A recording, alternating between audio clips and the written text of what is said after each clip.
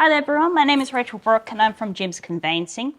I've got here today Bunna, who is one of my preferred Jim's building inspectors that I regularly refer work to, and basically what I wanted to talk about here today is why I advocate getting a building inspection special clause in your contract, and also as well to talk about what a building inspector actually does, because with my clients, a lot of my clients don't know what a building inspection is really about, the sort of powers that it enables you and empowers you with in a contract, and more what the use is really. But anyway, did you want to talk about yourself and some of your services? And my name is Bunna Ook from Jim's Building Inspections Knox. So I predominantly worked sort of the east, north, east, southeast, pretty much, the old eastern side of Melbourne, really. Well, glad to be here, Rachel. Pleasure. So how long have you been a part of Jim's for? 2 years. 2 years? Yeah. So prior to this, I was in the building industry. I came from a carpentry and joinery background. So I've joined Jim because I've heard a lot about gyms. Yep. Really. And building inspection is one of those things that I always want to get into anyway. Yep. And finally doing it. Fantastic. And in terms of going back with your experience in the building industry, how many years and sort of what is your more, because obviously building is such a broad thing, is there anything that you more specialise in?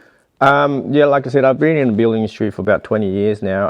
I've done a lot of carpentry, both domestic and commercial. My last job I was with a formwork company, carpentry, doing high-rise and all that kind of stuff in the city. But I've done a lot through friends and who I knew, who took me on doing work in cabinet making and fit outs. So I've spent a number of years doing that as well. Great. And really when we talk about engaging a building inspector, there's two main differences, at least from my understanding, and also this is also equally a learning experience for me when talking to you. But you got, so at least with your generic sort of building inspection clauses, not that you need to have a licensed building inspector or an architect, but some contracts you do need to have those. So are there any sort of main points of differences between a licensed building inspector versus one that doesn't have that qualification? This has been an ongoing issue for a while. In Victoria, there's no requirements to be for any building inspector to be licensed, but you do have to have a building understanding or background, or have the sort of, have worked in the industry for a while. I think the reason why some people ask for a registered practitioner is because, well, to be honest, a registered building practitioner could be anyone who's practicing in the building industry with a license, like a carpenter, for instance, or someone who's doing building. But to get a building inspector with a building license to do inspecting, it's very hard, because unless he's a semi-retiree with an ongoing license, no one's willing to pay for an ongoing license just to use it for building inspection, really. The reason why they ask for this is because I think the REIV contract states that the report needs to be, not all of them of course, needs to be written by a registered builder, because they don't want anyone to sort of like willy-nilly just to pull out a contract. Of course. To be fair on both sides, I mean, I understand why they do that. I think the main thing is, if you understand building, you know what a major defect is, you know what is minor, what is, what needs to be rectified, what is unsafe, So we inspect to the Australian standards, obviously, 4349. So we don't involved in the contract as much, but we bring out what is a major defect, what is a safety hazard, what is a minor defect, and just like as well with termite damage, for instance. It's something you got to put on the report. Basically, if it's a major defect or a major defect that's been damaged by a termite, that's something you got to put in, and that's how the client discussed or the contract with the agent is we don't really get involved in it as much. We just bring out what is Of course. on the building, really. Yep. And it's quite interesting because from my experience, particularly with that building inspection clause, obviously it's a general condition which is ingrained in any sort of standard REIB contract. But it's a bit of a sneaky one that a lot of lawyers and conveyancers can actually manipulate to take away the power of that clause by actually enforcing via a special condition that, and this is something that I look at every time because I've seen it happen, not from my personal experience with my clients, but other conveyancers' experiences really, where people sign up to these contracts subject to a building inspection, but they need to have that licensed building inspector That's right. or an architect really.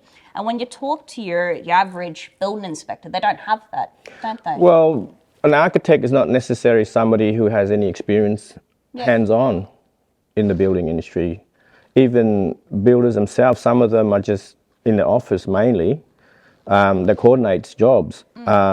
Even engineers, but not necessarily somebody who's been doing renovations, for instance, domestic renovations and carpentry work, and and somebody who knows the construction method, somebody who knows what timber should look like when it's damaged or dry, water damage or dry, termite damage or not termite damage. They can see the difference, right? But not everyone, not an architect may not know these things. And maybe that's something that even from a legislative standpoint that they need to really look at. And at least for me, I'm very surprised that, I don't really blame vendors, conveyancers or solicitors that want to ensure that the sale goes through, but it's very deceptive. And I actually argue that it's wrong, that people will sign up to these contracts under the impression that they're protected by that building inspection clause.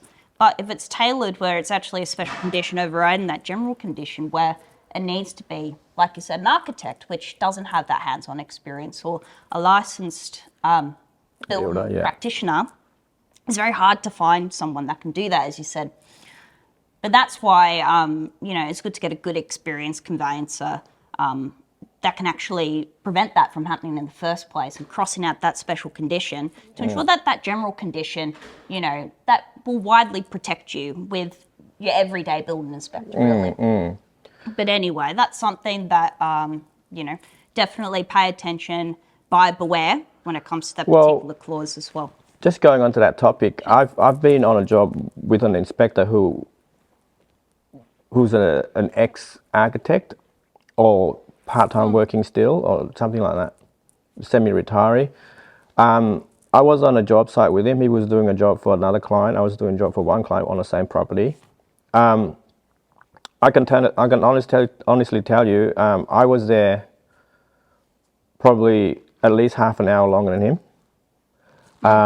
He didn't even have, like equipment like the thermal imaging camera or the moisture meter.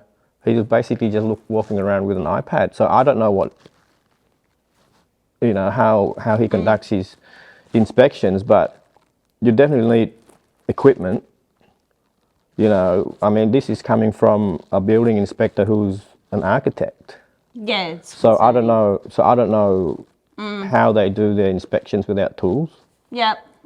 And I think it's one of those things that they really, even at, like I said, at a legislative level, they really need to look at because, buying a property, it's the largest transaction you're ever going to make. And a lot of people, they only buy one property and they stay in them for the rest of their lives, really. So, it's such a minor thing that you would think is actually a huge play in the game. I think it's critical to get building inspection done, but what's more important is getting someone who's thorough, spends time looking. Not a lot of inspectors are comfortable going to, under the subfloor where it's all dirty, and dirty and wet and all that kind of stuff. But there are others who will, because they have an obligation to their client to perform a good service. And I think it's very important to get these, for inspectors to go under the house into the roof, whereas a lot of them, as much as they tell you there's obstruction, this and that, I think a lot of them don't even try. No, and it's probably really dangerous as well for a building inspector not to do that because of if you're providing advice, right, via a proper inspection report, but if you miss on major defects, it can come back. It'll come back on you. That's right. But, you know, as inspectors, we have limitations as well. If there's conditions that's unsafe, if there's things that are in our way, yeah, we can't always see everything everywhere.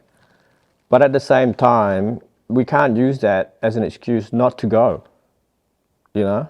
Absolutely. And what we'll do later on is that we'll talk about an actual real life experience that we had over a mutual client with a real estate agent that produced a building inspection report by a building inspector. And he was trying to sell it to my client. And I could sort of sense, and I always believe, really follow what your heart's telling you. If there's something that feels wrong in a situation, you believe that it's wrong. There's usually something dodgy lying there. And this real estate agent was trying to sell this building inspection report by a building inspector to my client. But my client felt that the building inspection report had something major missing from it, which it did, which we'll talk about later on. And he actually went and engaged you as a building inspector. So we'll talk about that later on because I just want to talk about more with building inspections because I think a lot of people don't understand what the reports actually do. And, you know, and I get this all the time with my first-time buyers in particular because there's no education in Victoria around buying property. They don't teach you that in school and they should, or uni. But so that definitely we'll talk about major defects, minor defects, your tests and permite tests, all of that. So when you go in on site, what are some of the most common things that you look for? So we basically look at the whole building site to see if there's any, you know, basically the condition of it. So I often see some things will lead up to something else.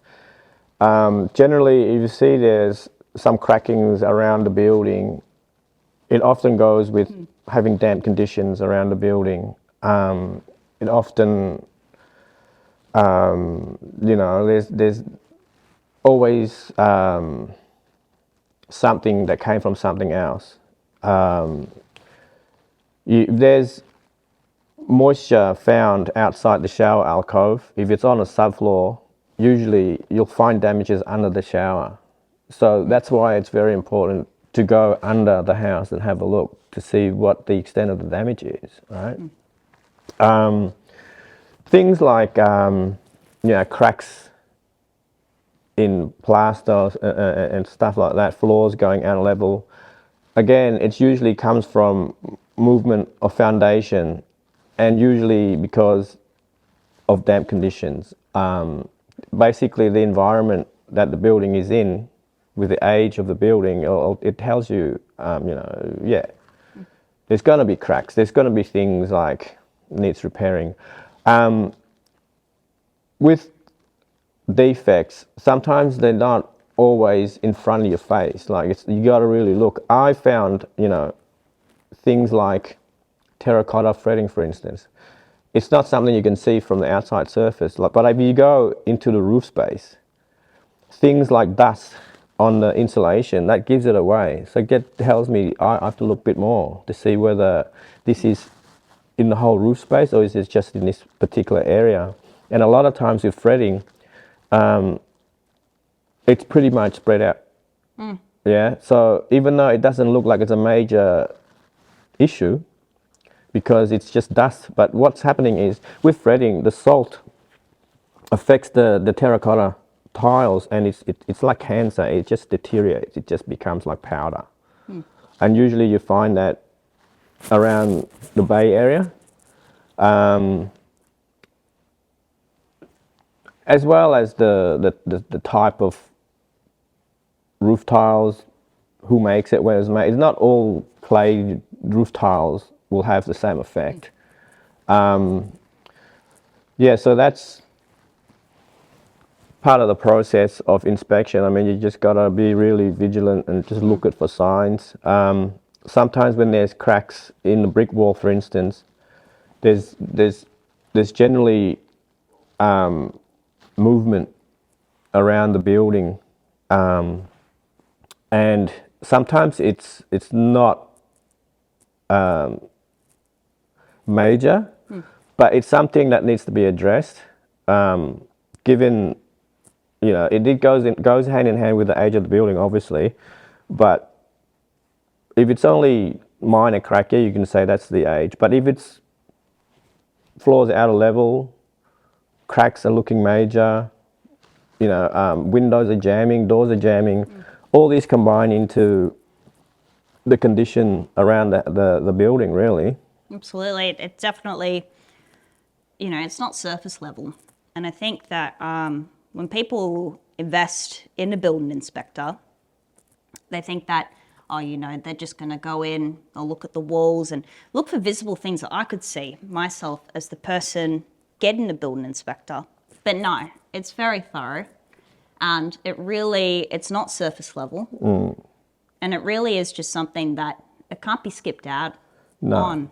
Absolutely not. When you're in the subfloor, for instance, things like termite damage, often you don't see, you know, big massive holes in the you know, the bearers or the joists. You often see little mud leads going into, you know, the bearers or the joists. Yep. And then you look further, and then you start to see signs of deterioration from termite damage. You don't see, so that goes back to paying attention and looking at all these little things. Absolutely. If you just go in there, oh, well, I can't get to here, I can't get into there, you're going to miss it.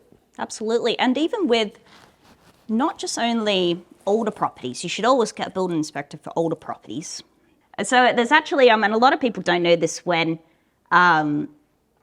you know, you should always get a building inspection report done on older properties. But with these contracts, right, there's actually no obligation to enclose a building permit for recent renovations or works on a property within the last 7, like if it's within the last 7 years, you have to enclose that. Yeah. But you don't have to have a building permit enclosed for any work 7 years and beyond, really.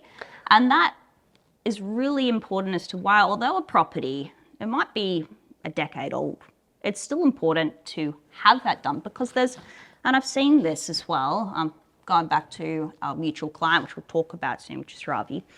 That was arguably, it wasn't that old of a property. I had recent renovations done in the bathroom, which were more than 7 years old, but they were done by dodgy plumbers, really. Yeah, yeah. And how are you going to know that if there's no building permit that's produced? And, you know, at the end of the day, that's why I just always advocate, just get it done. It costs, in fact, speaking of costing, my understanding that, and obviously every property, they're not all the same, case by case basis, but I always recommend to my clients that a building inspector will charge between $300 to $600. Is that a fair sort of yeah, for building only, you're looking at sort of 3 to 6. Okay. But for both building and pest, you're looking at average 650. Slightly more, slightly less. I know there are people out there charging in the 900s, even $1,000. Really? Yeah. And there are those who's charging 500. Okay. I think it all depends on who they are, what their experiences are, whether they work for themselves or they work for a big company that works in a way the buy will then offset the purchasing price later. With prices, it's hard because there are those inspectors will just fly through your house, tick and flick type thing, and they'll charge you a bit less. There are those that charge more, but there's no look. I don't know. Look, me personally, I think to be my pricing, I think I'm in the sort of mid to sort of a little lower range. Okay. But there are guys who are a lot higher than I am, and there are guys who are a lot lower than I am. Right. But what's important is, obviously, there are a lot of good inspectors out there, but there are those who just sort of flying under the radar. Yeah. It's like any industry, really. Yeah, so I think to be honest, to have a thorough look on on an average house, you need to be there for an hour to an hour and a half. I know there's guys out there in and out within half an hour. It's just only slightly concerning. Yeah. Yeah, well, I can't tell the client that I'm more thorough or I'm cheaper or I'm more expensive. They don't know that. They don't know what to gauge by. They don't know what to go by. Somebody comes in cheaper, well, building inspection is building inspection. Yeah. So I think it's very important to understand and to know your building inspector, what he looks at and how thorough he is and how much you understand about the construction method, how much you understand about, what that defect will lead to. I think it's very important, for someone who never seen fretting before would think, oh, well, that's not a big deal. It's just dust from the terracotta tiles. But fretting is, it's $30,000 to $50,000 in repair. Exactly. And if you're going to skimp out on a $400 report, then you're kind of left a fool, really. You're left with a large bill, which is completely avoidable. That's right. And a lot of times, I've never seen inspector having an altercation with a client and how they go through it, but I haven't had that experience. So I think it comes down to being thorough and report thoroughly and explaining to your client, hey, this is what I found. It might not look like it's a big deal, but this is what can happen if this is left like this. Absolutely. And just for your clients and my clients' understanding, so I can talk about it from a legal standpoint, really. So when you're utilising the building inspection clause, you're only given grounds to terminate a contract, renegotiate a purchase price, or ask the vendor to fix up the major defect. Is, like I said, if a major defect is identified. And really, when my clients receive these reports and they see a lot of minor defects which are identified, immediately they come to me and say, oh, I must have some sort of grounds to ask the vendor to fix up these minor defects. And unfortunately, you don't, because it's like any property, really. There's always going to be wear and tear. And I actually argue, even just not from a legal perspective, but the benefit of having these building inspection reports when you have these minor defects identified, it's actually a bit of a future checklist to know, okay, so I know that there's a minor defect that was identified in my kitchen, as an example, and that's something that could later on develop into a major defect. So it's actually more of a preventative means of ensuring that later on, when it comes to the time where you want to sell your property as well, that you're preventing those major defects, and also just for yourself living in the property from having those sort of major problems arising, really. So I think there's good benefits in it, but just also more for my clients' understanding that might watch this. What is a major defect? So a few examples, and what can constitute minor defects? So a major defect is, for instance, if we found moisture outside the shower alcove, and then we find it underneath the house, or if it's on a slab, we find it on the other side of the wall, it means that there's moisture have travelled through that area, and depending on how long it's been going for, the moisture would have damaged the materials in the wall, like the bottom plate and the studs and all that kind of stuff. Obviously, with us, it's a non-invasive inspection. So we're not really allowed to cut anything open to have a look. So a lot of the times, we can only see what's on the other side. And in the case of a subfloor, we check the subfloor to see whether the damage has gone through, and if so, how much. you know, and then we start to eat into, you know, the joists, the bearers, that would be a major defect because it starts to affect, well, other areas, but also it's a significant damage that can cause unsafe and also health conditions, and major repairs will be required, right? Something like, you know, a hole in the wall. It's a minor defect because it hasn't got any structural implications really. Okay. You can repair that. Something like, you know, gutters building up, leaves building up in your gutters, for instance, right? That's minor. But if you left that over time, that can potentially block up, and still sitting water in the gutter, pooling water in the gutters will eventually rust out the gutters. Yes, it's a minor defect, but it's a minor defect that can potentially cost you money to repair, right? So it's not all about major minor, but it's also about what repairs are involved. A lot of people think, oh, well, it's a big deal, you know, like have some water running over your gutters. Yeah, but if it's constantly blocked, you might get water running back into the house. You know, you're causing the surrounding areas to be damp, which is attracting termites. The conditions that they're conducive to termite activity. Things like, you know, ceiling a little bit saggy.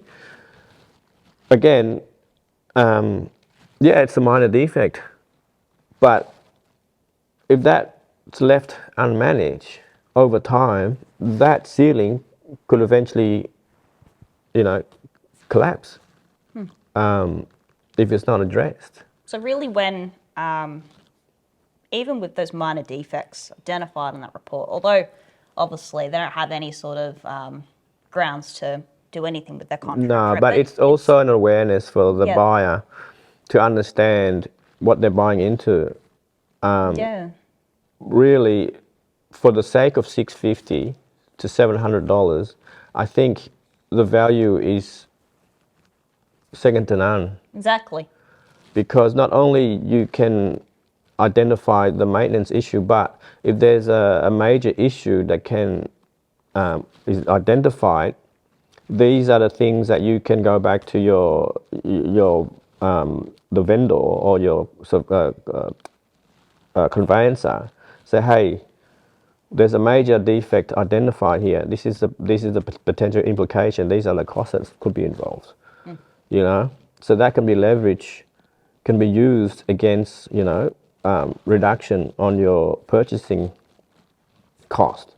You know, it's also a topic that could be used to negotiate, really, whether you want to pull out, whether you want a price reduction, it's up to you. But you need to know these things. And even if you don't find issues, it's a peace of mind for you. Yeah, exactly right. You know, it's not, I know there's a lot of people, I've had experienced people going, oh, Joe and Jeff, you know, were $50 cheaper. Can you beat the price? I say, well, yeah, I can beat the price, but what's Joe and, you know, is going to give you? I don't know, but this is how I work. I don't work like them. You know, I don't think my price is expensive, but if price is what you're looking for, then, I mean, be my guest, you can go to Joe or Jeff, whatever. But I think you shouldn't compromise your price here, because this is a big transaction you're about to undertake. Exactly. And it's likewise in my industry, really. I get scared knowing that people in my industry charge $400 for end-to-end conveyancing. What kind of service are you going to get out of that, really? I mean, that's half of my hourly rate as a conveyancer, really. And at the end of the day, these things you just can't go cheap on. And also as well, don't try barter with a building inspector or a conveyancer. People try it, but people try it with anything, right? But we're not here to also compromise on price, because that's a compromise on, our service really. And there's plenty other people that will pay for that level of service. And this is why there needs to be more education. That's the purpose of this. There needs to be more education on these things, because some people, not all, will undermine the value of building inspectors or conveyancers or any part of the process of the wheels that are churning in the property process of buying a property, really. So it's just really important, to really school up, understand what you're investing in, and not cutting corners as well. You just simply can't. And speaking of, I think it's a good time to actually share our mutual client and his experience, right? We'll call him Ravi for the purposes of this. And basically, when Ravi first engaged my services, happy with my prices, he understood conveyancer, there's some that are a bit more pricey, that's fine. But he was happy because he knows and trusted I'd give him a good service. And when it came to the point of where we were offering on this particular property, do you remember the suburb it was in? I think it was in Truganina? Truganina, yeah. Yeah, Truganina. I was going to say Tarneit. It was one of the two. Close enough. Yeah, pretty much. And when we were, I was having a look through this contract, and I looked at the age of the property and told Ravi, I'd probably make an offer subject to building inspections, because, you can save tens of thousands of dollars. And, when he asked me, how much is this going to cost me for a building inspection? I said, between $300 to $500. And being a first-time buyer, and like anyone, that can be a bit of money for some. Or in fact, everyone these days due to the cost of living. And, eventually I persuaded him, and I had to, because he told me, which was something that was just a huge red flag, that this real estate agent was really pushing him to buy this property and was really pushing him to buy this building inspection report. That's already done. That was already done, right? That wasn't enclosed in the contract, right? Which is also another red flag in my mind, because if they're not going to enclose it in a contract and if they're pushing you to buy it, there's generally there's something there. And it's just from my experience with real estate agents. Not that all are bad, but some can be. And this particular one was shocking. And anyway, so and my client had a gut feeling that this was a favourable building inspection to the vendor, not to his benefit at all. But anyway, so he asked me, who's a good building inspector? And I referred him over to you. Thank you. And he ended up, that's okay, and he ended up using you. And anyway, later on down the track, the real estate agent said, well, why would you do that? But anyway, they accepted. And I was surprised, because it was kind of like they should have known that they shouldn't have accepted an offer within the interest of the sale proceeding for the real estate agent for his commission to not accept that building inspection condition. Later on down the track, get to the point where you do the building inspection report. And what did you find? There were major leaks in the bathroom and the ensuite. So like I said previously, so the moisture was found on outside both the outside the shower alcove, but was also found to the opposite side, which meant there's leaks coming through. Obviously, we can't know the extent of the damage without pulling the wall apart, but for it to do that, that's considered major, because we don't know the severity of the damage. Exactly. So it's something, it is major. Without knowing the damage, we can't say, hey, it's only little. We don't know that. And you know what my client actually ended up doing? Because he was shocked to receive your report. And he actually did end up buying the report of the agent, because he was really interested, because it was a dodgy real estate agent, frankly. And he bought this report, and that major defect wasn't enclosed in that report. And that was intentional, absolutely intentional. Because would an everyday building inspector be able to identify something like that? Yeah. Yep. Just want to make buyers aware too, like, don't always believe what you see. I've done inspections where the real estate agent has said to me, she was very nice and all, and she said, after I'd done the inspection, obviously, she said they've had some treatment done in the front of the house here. for termites, right? And like I found a lot of stuff in the house, but I didn't tell her that, obviously. And she goes, I said, what do you mean? Did they find termites, damage or termites? She said, no, she just had preventative treatments done. So now, a lot of cases, when they do treatments, it's probably always, almost every time, it's after the damage or the activity has been found. It's never, a lot of time, it's never done as a preventive thing. Why would you invest in that if it's not? Yeah, so this is what she said to me, but I didn't tell her. You know, they've done things like they put, you know, like a piece of board over the windowsill to hide the damage and stuff like that. Right. But there's other things that tells you that there's something's going on, because when I walked into the property, the tone of the timbers look different. So that's telling me like there's areas here that's been replaced. So what's going on here? Yep. Right. So already that's telling me something. Exactly. All right. So, and then after I'd done my inspection and did all tapping, I found a little piece of architrave in the corner of the cupboard and the wall. You know, it sounded like it's hollow, so I pieced it open. I'm not supposed to, but I kind of like pieced it open. I saw termite damage, so that tells me, oh, something's going on here. So I must be vigilant and look as far as I can around these areas, right? And so further checking, I found the further damage under the subfloor has been repaired, and there's more damage towards the kitchen. And I want to find out in the roof space, in that area where I found the damage, was there any damage in the roof? So I pushed away the insulation on the top plate of the wall, and there was damage there. So that's telling me termites have gone through the ground all the way to the roof. And so the real estate agent is trying to hide it and trying to like sell it off the house to somebody else. You know, somebody else who's potentially, you know, a young family who's willing to start off, you know, a new life, and they're willing to sell that shit to someone. Do you know what I mean? Yeah. And I felt proud of that job because I managed to save him, really. I felt like he was so happy that I did that, and that was the most valuable $680 he's ever spent in his life.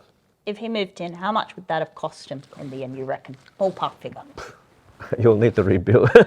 Yeah, pretty much. Okay, so hundreds of thousands. Yeah, well, you can imagine termite damage coming from the ground and, you know, damage the subfloor area where the flooring, all the way through to the cupboard, all the way to the window sills, and not just in that bedroom, all the way to the other side of the house and up into the roof space. So you can imagine the whole house is pretty much gone. And they repaired the areas where they suspect that people are going to see or the inspector is going to pick up.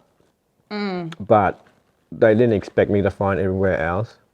Maybe Joe and, what was the other name of Joe and Jeff, I don't know. Joe and Jeff. Joe and Jeff wouldn't have picked up on that. So it had just gone in, tick and flick, as you said. Yeah, so the tick and flick thing. Yeah. So that's, yeah, exactly. So, and just some of these situations, you get a sense that something's wrong and just follow down that pathway. Follow down and that path. Assume the worst. You know, there's nothing wrong with assuming the worst of the situation. Yeah. Because then at least, you know, you're preventing that from happening. And going back to Ravi as well, and thanks for that story as well. It's really, you know, what a wonderful job that you did there. You saved that client hundreds of thousands of dollars out of your work. And with my client, you saved him tens of thousands of dollars, because really what happened in the end with these huge major plumbing problems, and like you said, and now I've got an understanding of it from the situation, which was a learning experience, is that really with the bathroom, to even just get to the membrane problem, with that you'd have to actually tear off all of the tiles. Well, so you'd have to you have to pay for a tiler, and that would have cost what, $5,000 to $10,000. Bathroom renovation generally costs anything from 10 to 20 grand. Exactly, and that depending you know, roughly what they need to do. Exactly. But yeah, to renovate a bathroom, to find out where the leak is coming from, obviously, if there's areas that the plumber can get to, say from behind there and fix it, yeah, they may be able to do that. But a lot of times, it's not. That's not the case.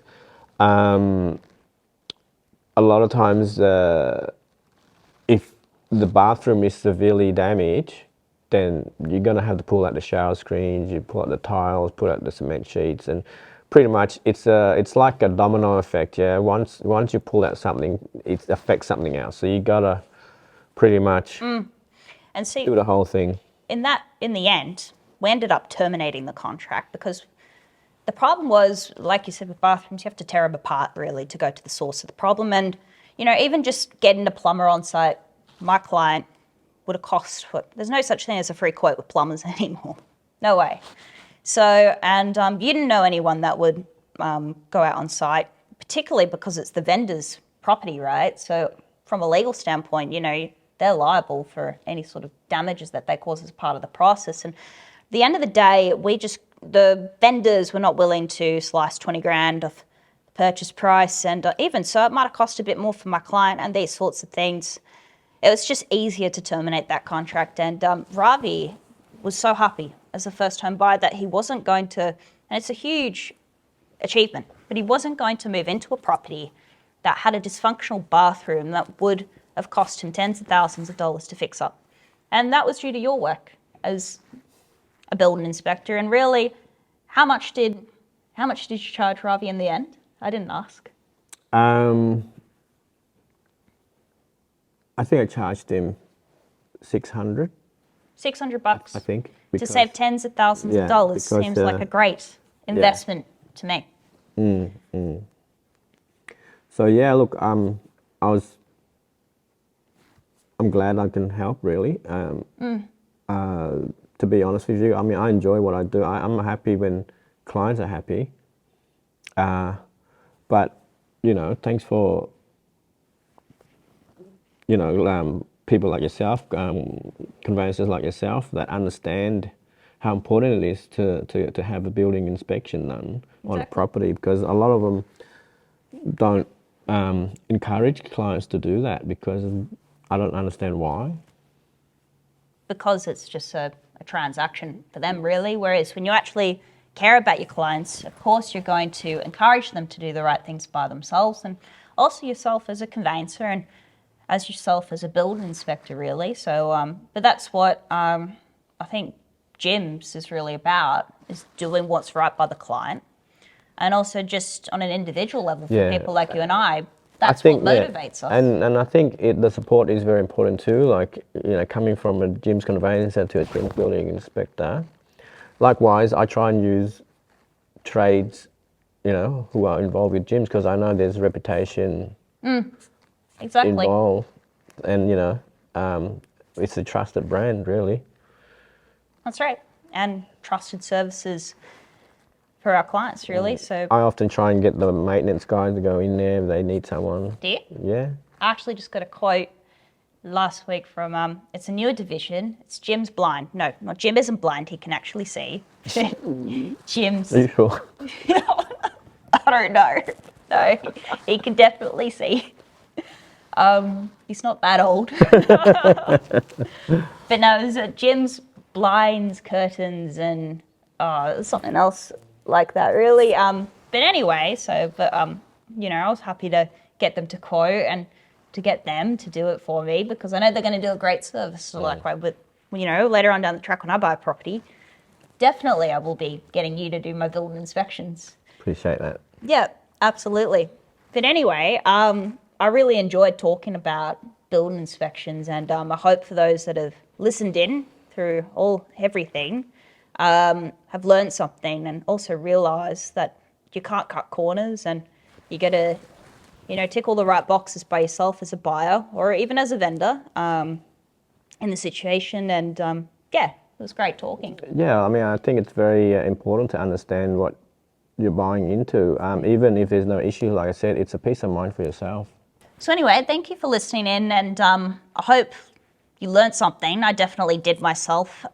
Just having a one-to-one chat with my building inspector that I use, and I'm sure probably hasn't learned as much from me because I felt like you shared a lot more. But anyway, that was really valuable, and you know, definitely listen to what we say. Don't cut corners. Use a good, trusted brand, whether us or another brand. That's completely fine. And just really understand the importance of building inspections and, you know, how they can be really valuable to you, and don't compromise on your ability to protect yourself in your contracts and on your ability to get a good building inspector to do a thorough review for you when buying property. If you'd like to request a quote from either Jim's Conveyancing or Jim's Building Inspections, what number do you call? 131 546. 546.